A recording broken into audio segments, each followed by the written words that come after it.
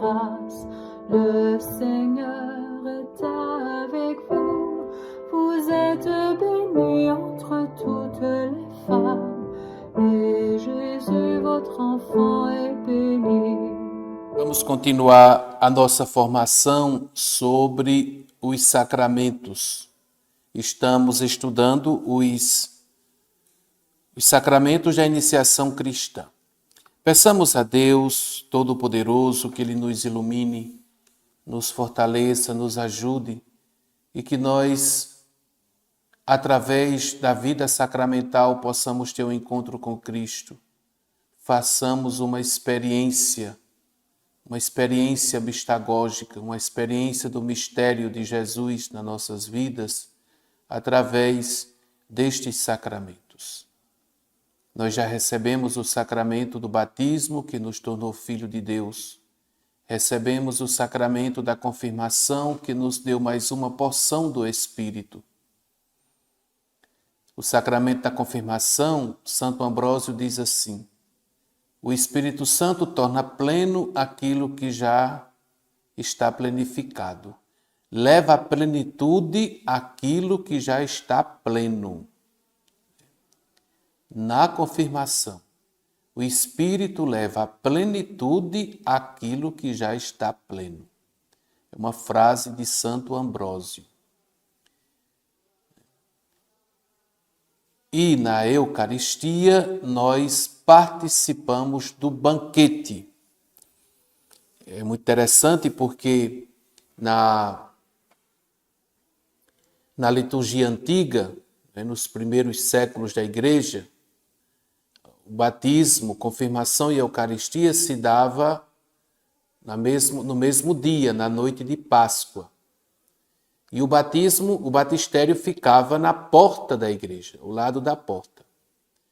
Então, depois que você era batizado e crismado, aí os neófitos saíam em procissão para o altar, onde ali era celebrada a Santa Missa. E eles participavam da Eucaristia. Então, o sacramento da Eucaristia conclui a iniciação cristã. Por quê? Porque é a plenitude da vida cristã. É o sacramento da Eucaristia. No sacramento do batismo e da crisma, você recebe a graça. No sacramento da Eucaristia, você recebe o autor da graça. Então, e você vai participar da mesa, alimentar-se do Senhor. Então aí é a plenitude, é a comunhão plena. Porque a finalidade dos sacramentos é nos levar a nos incorporar à igreja. Ora, na igreja, quando nós recebemos a Eucaristia, nós comemos o corpo de Cristo. Mas a igreja também é o corpo de Cristo. Então, por isso que conclui, é a comunhão por excelência. Depois, os outros sacramentos vão apenas nos habilitar. Claro que todos eles têm o seu efeito próprio, a sua graça própria, para que possamos receber a Eucaristia. Por exemplo, querem casar, então vão pedir permissão à igreja, a Deus, pedir a bênção de Deus para o casamento, o sacramento do matrimônio é abençoado, mas aí para também receber a Santa Eucaristia. Caiu no pecado, o sacramento da penitência, para poder receber a Santa Eucaristia. Todos os sacramentos giram em torno da Eucaristia. Então, na última ceia, na noite em que foi entregue nosso Salvador, instituiu o sacrifício eucarístico de seu corpo e sangue. Por ele perpetua pelos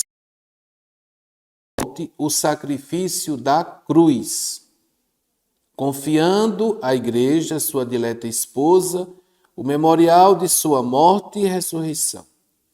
Sacramento da piedade, sinal da unidade, vínculo da caridade. É isto que Santo Agostinho diz, falando sobre o sacramento da Eucaristia. Banquete nupcial em que Cristo é recebido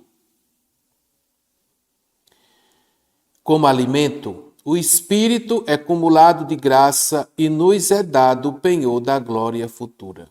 Frase de Santo Tomás de Aquino.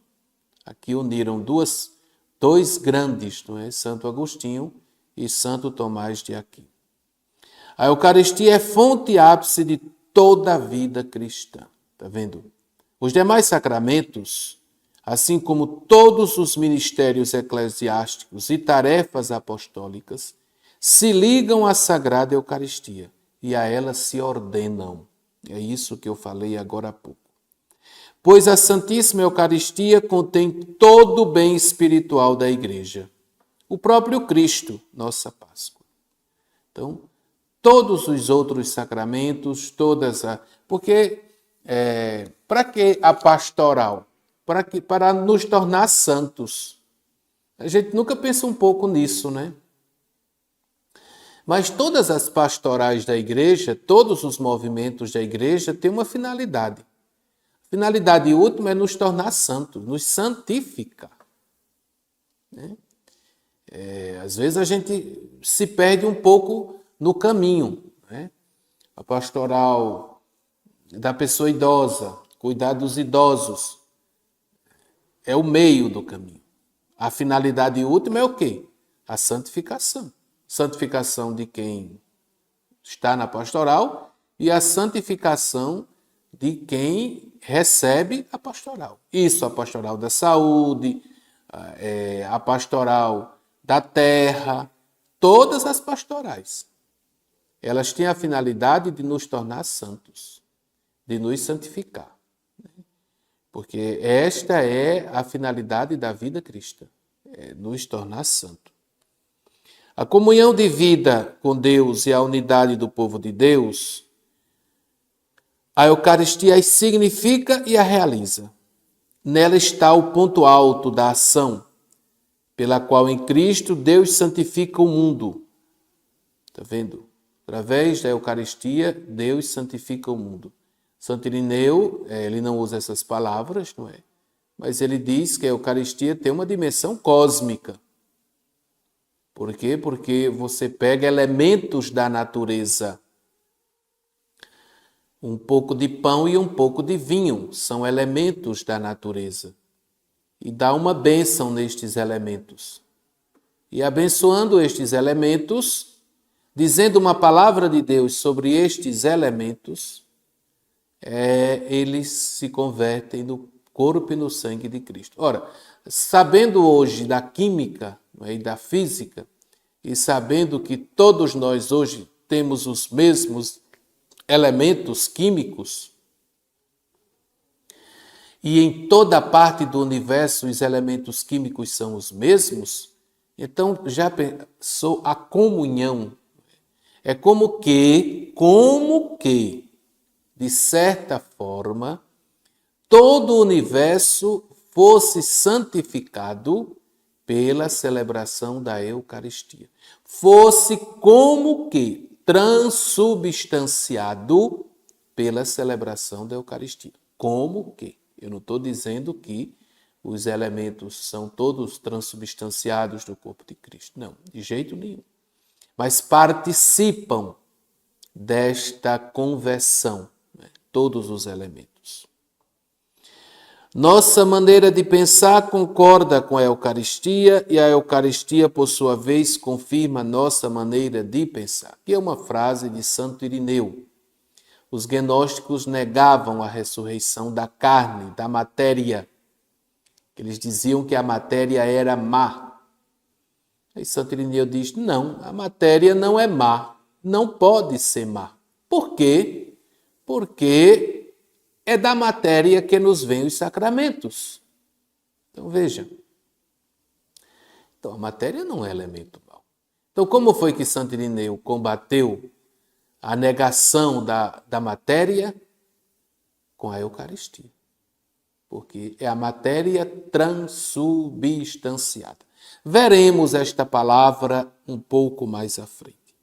Depois o catecismo vai falar um pouco sobre como se chama este sacramento. Eucaristia, ceia do Senhor, fração do pão, assembleia eucarística, memorial da paixão, santo sacrifício, santa e divina liturgia. Agora tenhamos cuidado, viu? Ceia do Senhor não é a mesma ceia dos evangélicos, não, viu? Totalmente diferente. Tem nada a ver. Né? Pão dos anjos, pão do céu, remédio de imortalidade, viático, santa missa. Está vendo? Tudo isso nós chamamos com a Eucaristia. Encontram-se no cerne da celebração da Eucaristia o pão e o vinho, aos quais, pelas palavras de Cristo e pela invocação do Espírito Santo, se torna o corpo e o sangue de Cristo. Está vendo? A invocação do Espírito Santo. Aquilo que aconteceu no ventre de Maria, acontece agora na Eucaristia. Em Maria, Cristo se formou pela ação do Espírito Santo de forma física. Na Eucaristia, de maneira sacramental. Veremos isso um pouco mais adiante. E estes sinais do pão e do vinho significam a bondade da criação. Lembramos de Santo Irineu agora há pouco. No ofertório, damos graças ao Cristo pelo pão e pelo vinho, fruto do trabalho do homem, mas antes fruto da terra e da videira, dons do Criador. Então, no Antigo Testamento, o pão e o vinho eram oferecidos como primícias. Então, já era uma prefiguração da Eucaristia. Depois, o milagre da multiplicação dos pães. O Senhor proferiu a bênção, partiu e distribuiu os pães a seus discípulos para alimentar a multidão. Prefigura a superabundância deste único pão de sua Eucaristia. Porque todos nós nos alimentamos do mesmo pão. O primeiro anúncio da Eucaristia dividiu os discípulos. Essa palavra é dura, quem pode escutá-la? Está lá em João, capítulo 6, versículo 60. A Eucaristia e a cruz são pedras de tropeço. É o mesmo mistério. Né? Quando Jesus falou de comer o corpo dele, os discípulos ficaram todos escandalizados. É o mesmo mistério que nós celebramos. A Eucaristia. A Eucaristia é a cruz, é o Calvário, é o sacrifício de Cristo. É um momento doloroso, mas é interessante, não é? Porque a Eucaristia significa ação de graças. É o momento que nós damos graças a Deus. Damos graças ao Pai porque Ele nos concedeu o seu Filho. Damos graças ao Pai porque Ele nos enviou o seu Filho. E damos graças também ao Filho porque Ele se entregou para a nossa salvação. O Pai que entrega o Filho, não é? O Pai que entrega o Filho. Então, entrega tem uma dimensão sacrificial. A instituição da Eucaristia, nós sabemos como foi a última ceia. Né? Jesus pegou um pouco de pão, pegou um pouco de vinho e disse: isto é o meu corpo, isto é o meu sangue. Fazei isto em memória de mim.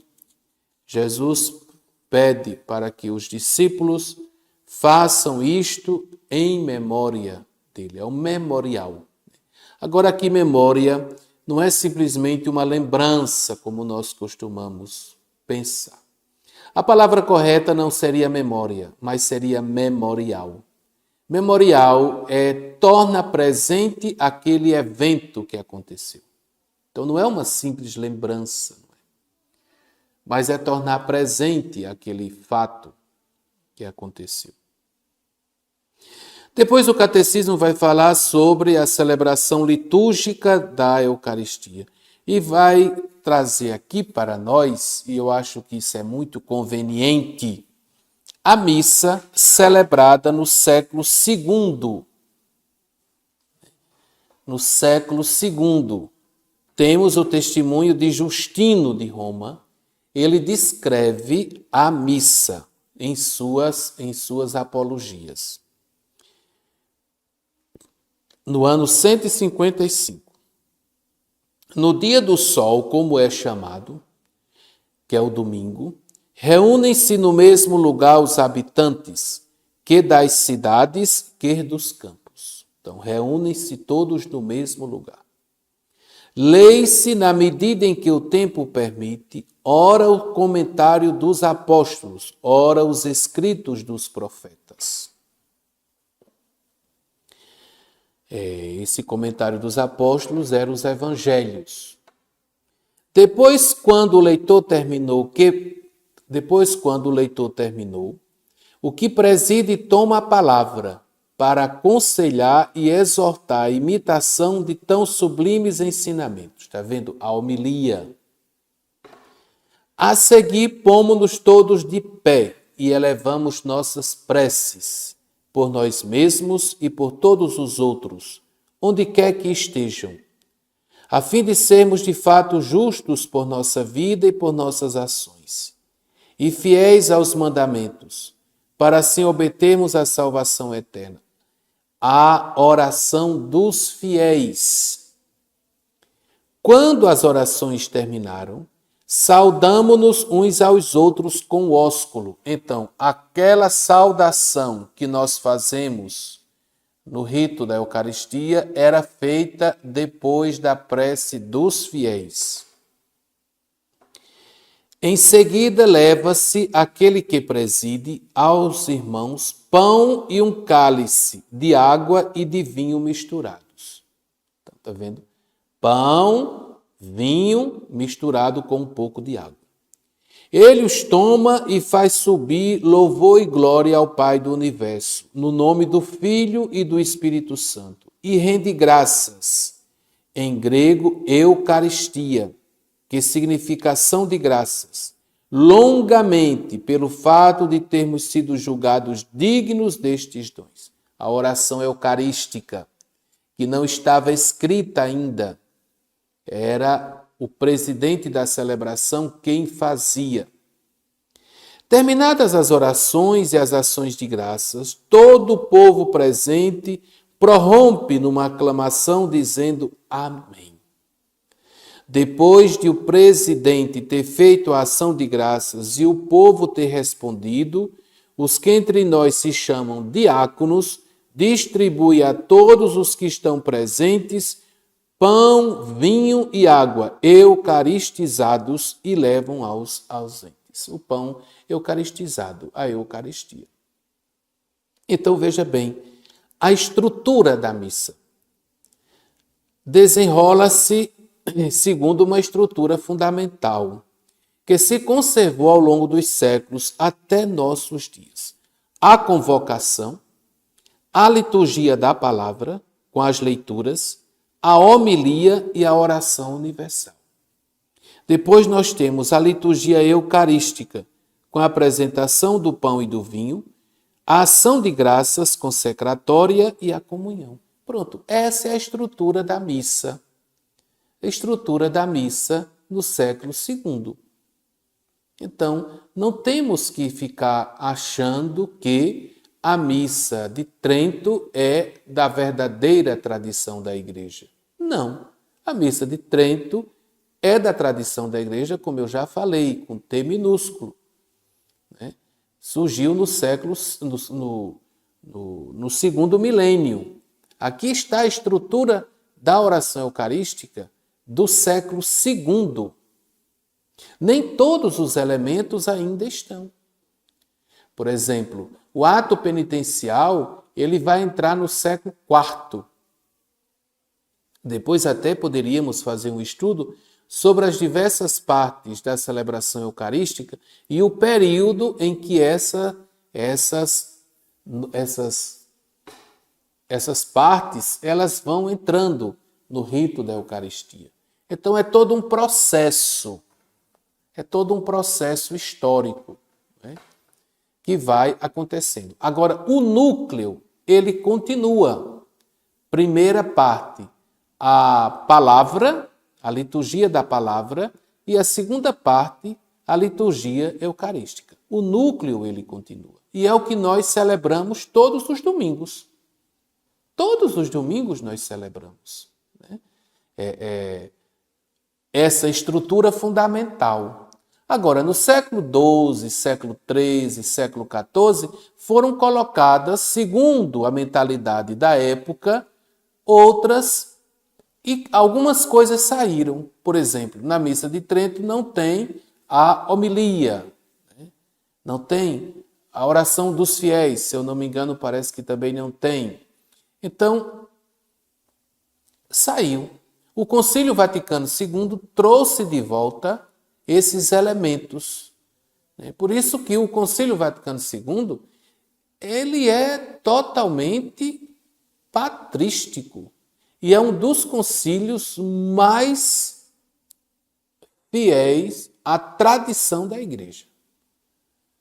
Por incrível que pareça, por tanta combatividade que existe contra este concílio.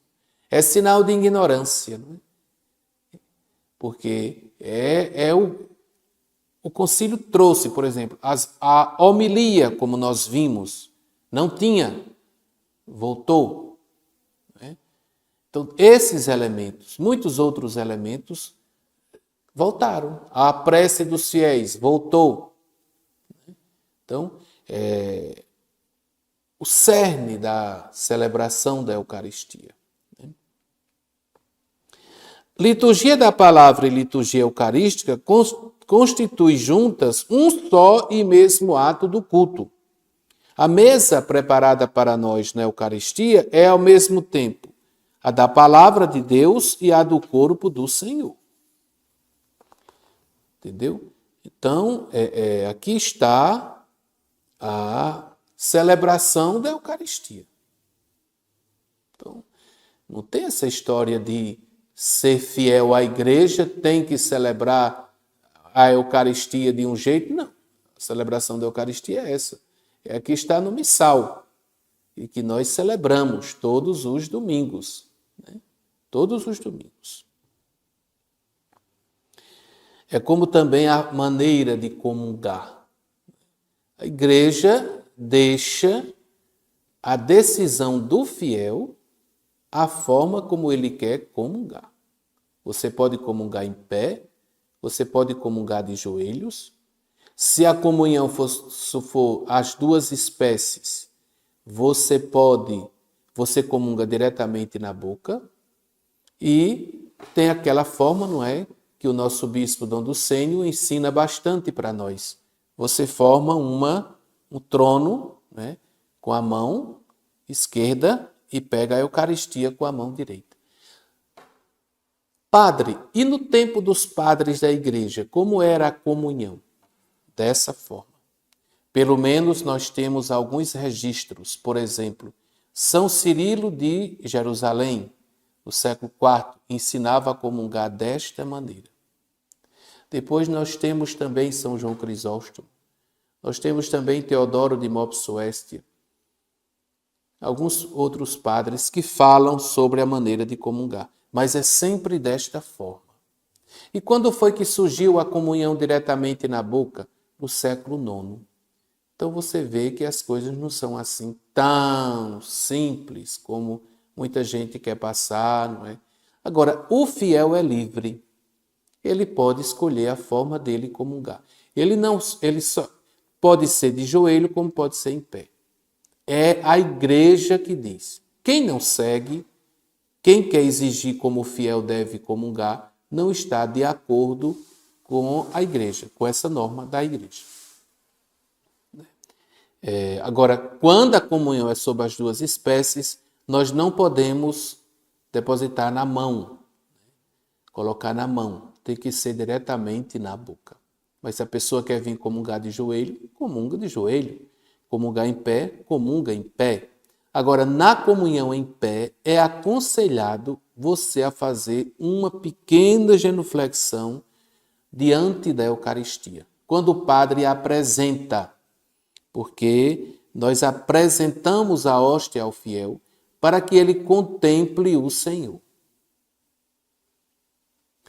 Santo Agostinho diz que não se deve comer sem antes adorar. Então, por isso que nós, pura e simplesmente, não é, pedimos que o fiel faça uma pequena genuflexão em sinal de adoração eucarística. Adoração eucarística. Né? Mas é muito importante, não é? Você tira algum dia por semana para fazer uma adoração eucarística na sua igreja, lá na sua paróquia, na sua comunidade? Você adora o que você celebra? É muito importante, não é? É muito importante que adoremos aquilo que nós celebramos. Uma vez eu fui participar de um retiro, e o retiro era um padre da teologia da libertação, que o povo critica muito, que alguns criticam tanto que não tem fé. E ele era um retiro para padres. E ele começou com a seguinte pergunta: vocês adoram aquilo que vocês celebram? Ele não era padre, ele era monge. Né? Ele era monge, ele não era ordenado. Mas ele fez esta pergunta: vocês adoram aquilo que vocês celebram? E essa pergunta ficou na minha cabeça, não é? Porque nós devemos adorar aquilo que nós celebramos. Então, tanto o clero, padres, diáconos, como também os leigos, não é? Devemos tirar um dia, o leigo principalmente, que não tem Eucaristia em casa, que não tem capela em casa, deve tirar um momento durante a semana para fazer uma adoração eucarística. Geralmente as paróquias estimulam muito na quinta-feira. Sempre tem adoração eucarística na comunidade. Mas também você deve tirar um momento da sua semana para você fazer uma adoração eucarística silenciosa. Só você e Jesus. Um momentozinho. 30 minutos, vamos dizer. Não menos do que 30, não é? Porque não é fazer aquilo que São João Maria Vianney dizia. Chegar e dizer, bom dia, Jesus, tchau, já vou embora. Não. A sequência da celebração. Todos se reúnem. Os cristãos acorrem ao mesmo lugar para a Assembleia Eucarística. E Cristo é o sumo sacerdote.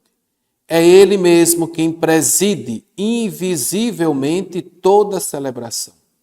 É representando que o bispo ou o presbítero preside a Assembleia, toma a palavra depois das leituras, recebe as oferendas e profere a oração eucarística. Nós, padres, o bispo, nós representamos Cristo quando celebramos a oração eucarística. Quem celebra verdadeiramente é Cristo. Então, todas aquelas partes que nós fazemos em nome de Cristo. Por isso que a homilia deve ser bem preparada, não é? Preside a Assembleia, toma a palavra depois das leituras, recebe as ofertas, tudo isso. Todos têm sua parte ativa na celebração, cada um a seu modo. Os leitores, os que trazem as oferendas, os que dão a comunhão e todo o povo, cujo amém manifesta a participação. A liturgia da palavra, os escritos dos profetas e as memórias dos apóstolos, as epístolas e os evangelhos. Depois da homilia que exorta a acolher esta palavra, como ela verdadeiramente, isto é, como palavra de Deus, e pô-la em prática. Então, a homilia deve ser dentro da palavra que foi proclamada. Porque nós que estamos fazendo a homilia, a nossa função é incentivar a comunidade para que ela viva aquela palavra. Então, não podemos trazer outra palavra. Podemos usar textos paralelos da Sagrada Escritura? Podemos, mas desde que seja para enfatizar bem a palavra que foi ouvida. Depois vem as intercessões, não é? As preces dos fiéis. Aí vem a apresentação das oferendas, o ofertório. Trazem-se então ao altar, por vezes em procissão, o pão e o vinho, que serão oferecidos pelo sacerdote. Esta oblação só a igreja oferece pura ao Criador, oferecendo-lhe com ação de graças o que provém de sua criação. A apresentação das oferendas ao altar assume o gesto de Melquisedeque. Desde os inícios, os cristãos levam com o pão e o vinho para a Eucaristia seus dons para repartir com os que estão em necessidade. Então, desde o começo, e seria tão frutífero nós enfatizarmos isto, oferecer os dons, aquilo um pouco que a gente tem, na comunidade para socorrer os pobres, os necessitados. Este costume da coleta, sempre atual, inspira-se no exemplo de Cristo, que se fez pobre para nos enriquecer. Justino de Roma diz assim: os que possuem bens em abundância e o desejam, dão livremente o que lhes parece bem, e o que se recolhe é entregue àquele que preside. Este socorre os órfãos e viúvas, e os que por motivo de doença ou qualquer outra razão se encontram em necessidade. Então, era distribuído, para com as pessoas, para com os necessitados. Depois vem a oração eucarística. Depois da oração eucarística, nós temos no prefácio, depois temos a epiclese, que é aquela invocação ao Espírito Santo. Depois temos o relato da instituição, que é aquelas palavras de Jesus. Depois nós temos a anamnese, onde a igreja faz a memória. E depois temos as intercessões. Aí vem a comunhão. Por isso, chama-se Eucaristia porque são elementos eucaristizados. Então, o sacrifício sacramental é ação de graças, memorial e presença, Presença de Cristo na sua igreja. A Eucaristia é ação de graças, é um sacramento, é um sacrifício de ação de graças ao Pai. É uma bênção pela qual a igreja exprime seu reconhecimento a Deus. É o sacrifício de louvor, por meio do qual a igreja canta a glória de Deus em toda a criação. Depois, a Eucaristia é o memorial da Páscoa de Cristo. Atualiza a paixão do Senhor, a oferta sacrificial. No sentido da Sagrada Escritura, o memorial não é somente a lembrança dos acontecimentos do passado, mas a proclamação das maravilhas de Deus, que Deus realizou por todos os homens. Então, o sacrifício de Cristo torna-se presente através da Eucaristia, do pão eucaristizado. Por ser memorial da Páscoa de Cristo, a Eucaristia é também um sacrifício. A Eucaristia, portanto, é um sacrifício porque representa, torna presente o sacrifício da cruz, porque dele é memorial e porque aplica seus frutos. Então, veja bem, por que a Eucaristia é sacrifício? Porque torna presente o sacrifício da cruz. Então, quando a gente está participando da Eucaristia, nós estamos como que participando do sacrifício da cruz. O sacrifício da cruz e o sacrifício da Eucaristia é um único sacrifício. É uma só e mesma vítima. É o mesmo que oferece agora pelo ministério dos sacerdotes, que se ofereceu a si mesmo então na cruz. Apenas a maneira de oferecer é diferente. Que antigamente dizia cruenta e incruenta. Nós celebramos, é sacramental. E porque neste divino sacrifício que se realiza na missa, este mesmo Cristo que se ofereceu a si mesmo uma vez de maneira cruenta no altar da cruz, está contido e é imolado de maneira incruenta. Este sacrifício é verdadeiramente propiciatório. Quer dizer, propicia torna Deus benevolente para que acolha nossas intenções e nossas orações. A Eucaristia é sacrifício de Cristo, mas a Eucaristia é também sacrifício da Igreja. A Igreja, que é o corpo de Cristo, participa da oferta de sua cabeça. Com Cristo, ela mesma é oferecida inteira. Então, quando nós celebramos a Eucaristia, não é somente Cristo que é oferecido. Nós também somos oferecidos. A Igreja se oferece. Tem até uma respostazinha, não é? Fazei de nós uma perfeita oferenda.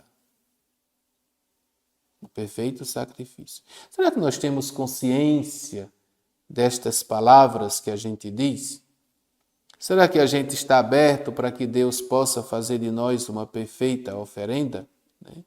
Então é muito importante esta mentalidade. Na Eucaristia, o sacrifício de Cristo se torna também o sacrifício dos membros de seu corpo, do corpo de Cristo. O sacrifício de Cristo se torna também sacrifício de toda a Igreja. A Igreja inteira está unida à oferta e à intercessão de Cristo. Por isso que a gente menciona o Papa, a gente menciona o Bispo, o presbítero, os diáconos e também todo o povo de Deus. Todo o povo de Deus a gente menciona quando celebramos a Santíssima Eucaristia. A oferenda de Cristo une-se não somente os membros que estão ainda na terra, mas também os que já estão na glória do céu. A Eucaristia é uma celebração em que une toda a Igreja. A Igreja peregrina, a Igreja triunfante no céu e a Igreja também padecente no purgatório. O sacrifício eucarístico é também oferecido pelos fiéis defuntos que morreram em Cristo e não estão ainda plenamente purificados. Santa Mônica, disse para Santo Agostinho, enterrai este corpo onde quer que seja. Não tenhais nenhuma preocupação por ele. Tudo o que vos peço é que vos lembreis de mim, no altar do Senhor, onde quer que estejais. Século V, é o sacrifício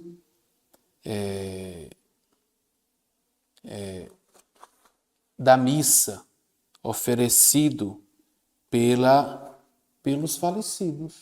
No século IV, nós temos a palavra de São Cirilo de Jerusalém. Em seguida, oramos na oração eucarística pelos santos padres e bispos que faleceram, e em geral por todos os que adormeceram antes de nós, acreditando que haverá muito grande benefício para as almas, em favor das quais a súplica é oferecida, enquanto se encontra presente a santa e tão temível vítima. Ao apresentarmos a Deus nossas súplicas pelos que adormeceram, ainda que fossem pecadores, nós apresentamos o Cristo imolado por nossos pecados, tornando propício para eles e para nós o Deus amigo dos homens. Mais um testemunho do século IV que a Igreja rezava, oferecia o santo sacrifício da missa pelos defuntos. Santo Agostinho resumiu admiravelmente esta doutrina, dizendo: esta cidade remida toda inteira, a Assembleia e a Sociedade dos Santos, é oferecida a Deus como sacrifício universal, pelo sumo sacerdote, que sob a forma de escravo chegou a ponto de oferecer-se por nós em sua paixão, para fazer de nós o corpo de uma cabeça tão grande. Este é o sacrifício dos cristãos. Em muitos, ser um só corpo em Cristo. E este sacrifício a Igreja não cessa de reproduzi-lo no sacramento do altar, bem conhecido pelos fiéis, onde se vê que naquilo que oferece, se oferece a si mesma. Quando a Igreja oferece o Cristo, porque Cristo, nós temos a pessoa de Jesus Cristo, não é? Do Filho de Deus, a segunda pessoa da Santíssima Trindade. Toda pessoa tem sua individualidade. Agora, Cristo, nós precisamos entender que Santo Agostinho falava muito do Cristo total. O que é o Cristo total? Cabeça e membros. Então, Cristo, cabeça, a segunda pessoa da Santíssima Trindade, e todos os membros da igreja. Então, Agostinho dizia, forma o Cristo total. Agora, quando a igreja oferece o sacrifício da missa, ela não oferece somente o Cristo cabeça, é também o Cristo membros. Então, é o Cristo total. Onde se vê que naquilo que oferece, se oferece a si mesma. Então, a igreja se oferece a si mesma. Aí depois o catecismo vem falar sobre a presença de Cristo. O modo de presença sob as espécies eucarísticas é único. Ele eleva a Eucaristia acima de todos os sacramentos e faz com que ela seja como que o coroamento da vida espiritual e o fim ao qual tendem todos os sacramentos. Então, na Eucaristia estão contidos verdadeiramente, realmente e substancialmente o corpo e o sangue, juntamente com a alma e a divindade de nosso Senhor Jesus Cristo, e por conseguinte o Cristo todo. Esta presença chama-se real, não para excluir as outras presenças, não fossem reais, mas por antonomasia, porque é substancial. Esta presença é real. Aí veja bem, Cristo está realmente presente na Assembleia, Cristo está realmente presente no ministro. Está. Cristo está verdadeiramente presente na Assembleia, Cristo está verdadeiramente presente no ministro. Está.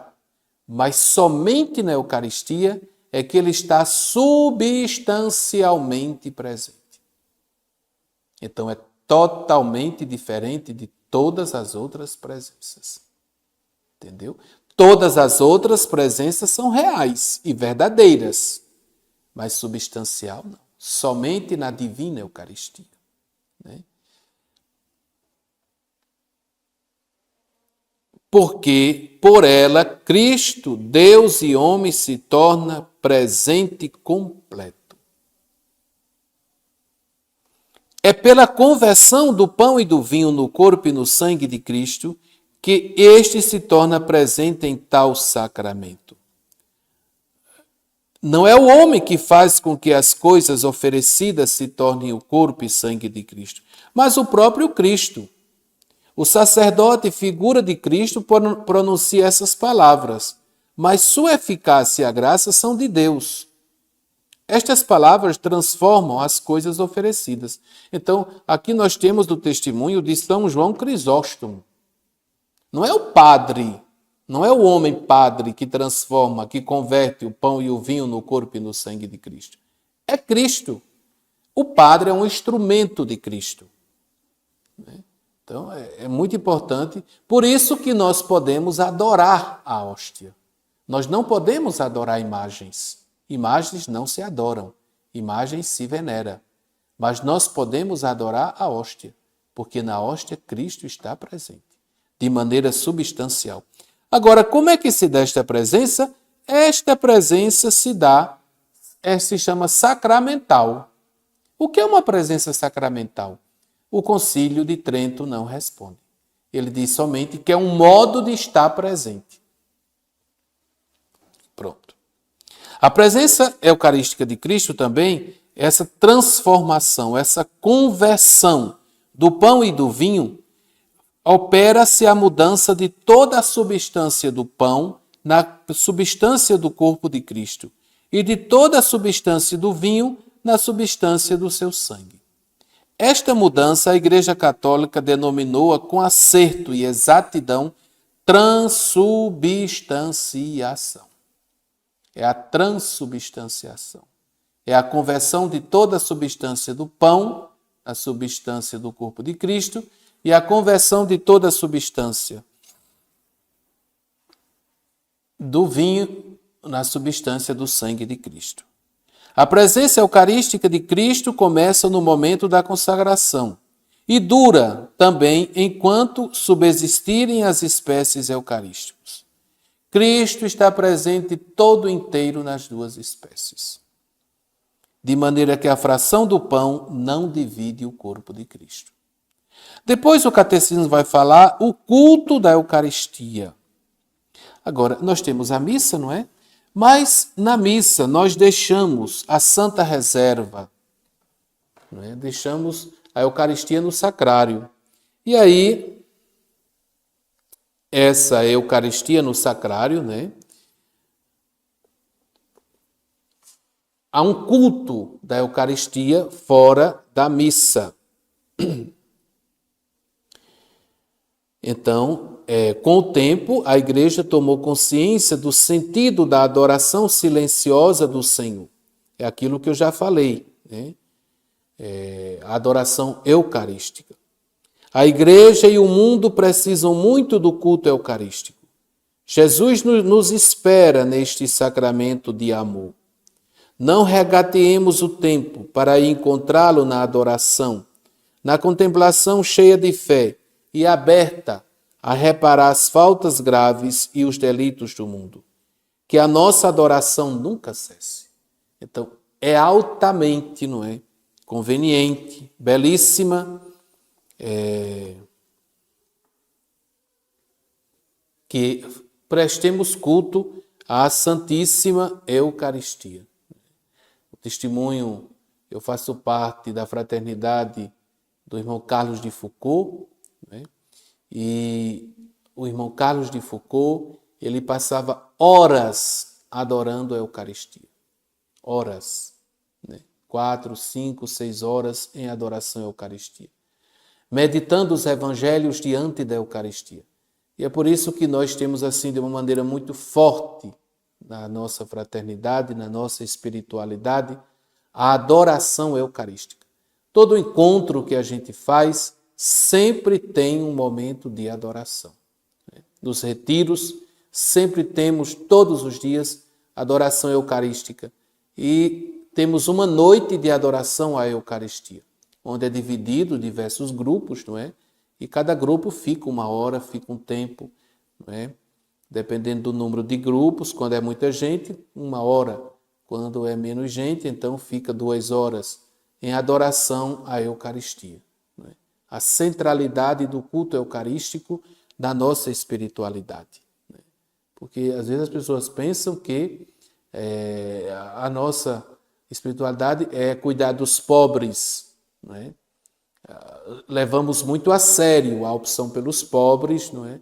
Levamos muito a sério o trabalho feito no meio dos pobres, mas o centro da nossa espiritualidade é a Eucaristia, a celebração da missa, da Eucaristia e a adoração eucarística. Por isso que aonde tem um padre da fraternidade de Foucault, sempre tem uma capelinha, não é?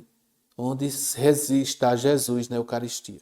Eu lembro que teve uma vez que um ou outro fez uma experiência nas palafitas, né, de Salvador, né, no mangue, e morava num barraco. E mesmo do barraco pequenininho, mas tinha um local, uma capelinha, onde estava o Santíssimo, né, a Eucaristia. Então, aonde nós estamos sempre tem a Eucaristia, porque temos este cuidado de todos os dias, não é? Tirar um tempo para adorar Jesus na Eucaristia. Então, essa é o culto eucarístico fora da missa, né? Que a gente diz. A Igreja Católica professou e professa este culto, dobrando os joelhos, inclinando-nos, né, na missa, mas também fora da celebração dela.